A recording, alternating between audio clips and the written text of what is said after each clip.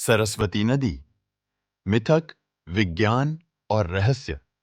सरस्वती नदी एक ऐसी नदी जो इतनी विशाल और पवित्र है कि उसने प्राचीन भारतीय शास्त्रों और दिलों दोनों में अपना स्थान बना लिया। लेकिन यहां एक रहस्य है। वह कहां चली गई? क्या वह सूख गई, जमीन के नीचे छिप गई, या सिर्फ मिथक में समा गई?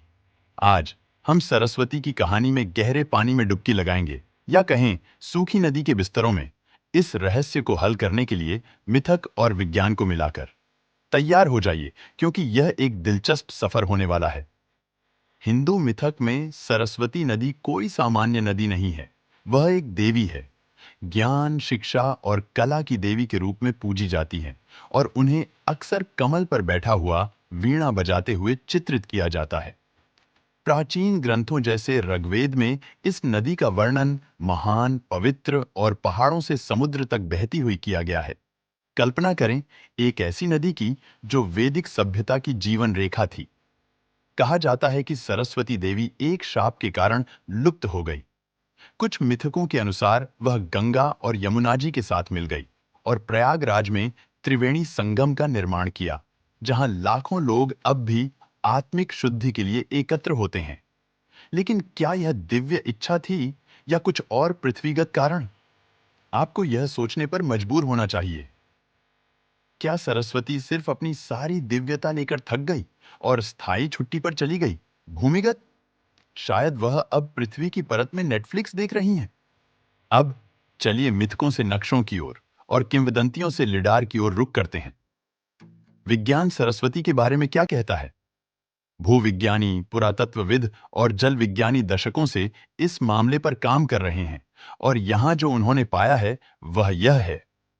भूकंपीय गतिविधियां। प्लिस्टोसीन और होलोसीन युग के दौरान भारतीय उपमहाद्वीप में भूकंपीय बदलावों ने बड़े हलचल पैदा किए। यमुना जी और सतलुज जैसी नदियां, जो कभी सरस्वती की सहायक नदियां थीं, अपना मार्ग बदलने लगीं। इन सहायक नदियों के बिना सरस्वती सूख गई। कल्पना करें जैसे एक जल स्लाइड हो। अगर ऊपर से पानी बंद कर दिया जाए तो स्लाइड बेकार हो जाता है। जलवायु परिवर्तन। लगभग 4000 साल पहले थार रेगिस्तान क्षेत्र में कठोर शुष्कता शुरू हो गई। मानसून की वर्षा कम होने लगी, जिससे सरस्वती में पानी का प्रवाह घटने लगा। कम वर्षा और सहायक नदियों की अनुपस्थिति ने नदी के अंत को तय कर दिया। इसे ऐसे समझें जैसे प्रकृति ने अपने सबसे बड़े नल का पानी दबा दिया हो। सैटेलाइट साक्ष्य। आधुनिक तकनीक एक गेम चेंजर साबित हुई है। सैटेलाइट इमेजरी और ग्राउंड पेनिट्रेटिंग रडार ने प्राचीन नदियों के रास्तों की पहचान की है, जो सरस्वती के वर्णित मार्ग से मेल खाते हैं। इस नदी प्रणाली को अब भारत और पाकिस्तान में घग्गर हाकरा के नाम से जाना जाता है। क्या यह वही मिथकीय सरस्वती हो सकती है? कई वैज्ञानिक इसे मानते हैं। यहाँ एक हैरान करने वाला मोड़ है। कुछ शोधकर्ताओं का मानना है कि सरस्वती के कुछ हिस्से भूमिगत अभी भी बह सकते हैं। हरियाणा और राजस्थान में स्थानीय लोग एक रहस्यमयी जल स्रोत के बारे में बात करते हैं, जो कुओं और तालाबों में उभरता है। क्या यह सरस्वती की छिपी हुई धड़कन हो सकती है? तो अगली बार जब आपका कुआं पानी के रूप में दिव्यता का एहसास कराए, तो हो सकता है आप सरस्वती का आशीर्वाद पी रहे हों। बस इसे वैदिक पानी के नाम पर बेचने का प्रयास न करें। यदि आप इतिहास प्रेमी हैं, या सिर्फ प्राचीन नदियों के बारे में जिज्ञासु हैं, तो यहाँ कुछ स्थान हैं जिन्हें आप देख सकते हैं। घग्गर हाकरा नदी बेसिन। यह सूखा नदी बिस्तर अक्सर सरस्वती से जोड़ा जाता है। त्रिवेणी संगम, प्रयागराज।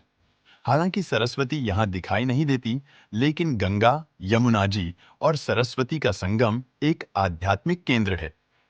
कुरुक्षेत्र, हरियाणा। इसे सरस्वती का प्रवाह स्थल माना जाता है। यहाँ पुरातात्विक महत्व है, और एक सरस्वती धरोहर परियोजना है जो नदी को पुनर्जीवित करने के प्रयास में है।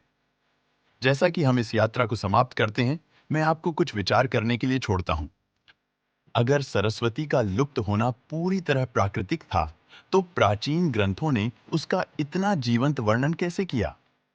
क्या सरस्वती को फिर से खोज पाना हमें जलवायु परिवर्तन और सभ्यताओं पर इसके प्रभाव को समझने में मदद कर सकता है? क्या हमें मिथकों को मिथक ही रहने देना चाहिए, या उन्हें खोजने का प्रयास हमारी जड़ों से फिर से जुड़ने का एक तरीका हो सकता है? और सबसे अहम सवाल, अगर सरस्वती आज के समय में होती तो क्या वह हमारे द्वारा बनाए गए सभी मीम्स को मंजूरी देती? सरस्वती नदी का रहस्य एक विश्वास, विज्ञान और मानव जिज्ञासा की कहानी है। चाहे वह भूमिगत बहती हो या लाखों दिलों में, सरस्वती हमें प्रकृति और सभ्यता के बीच नाजुक संतुलन की याद दिलाती है। तो अगली बार जब आप किसी नदी को देखें, तो एक पल रुककर उसकी धारा की सराहना करें, क्योंकि कौन जानता है, वह शायद इतिहास की फुसफुसाहटें बहा रही हो। मेरे साथ इस यात्रा पर जुड़ने के लिए धन्यवाद।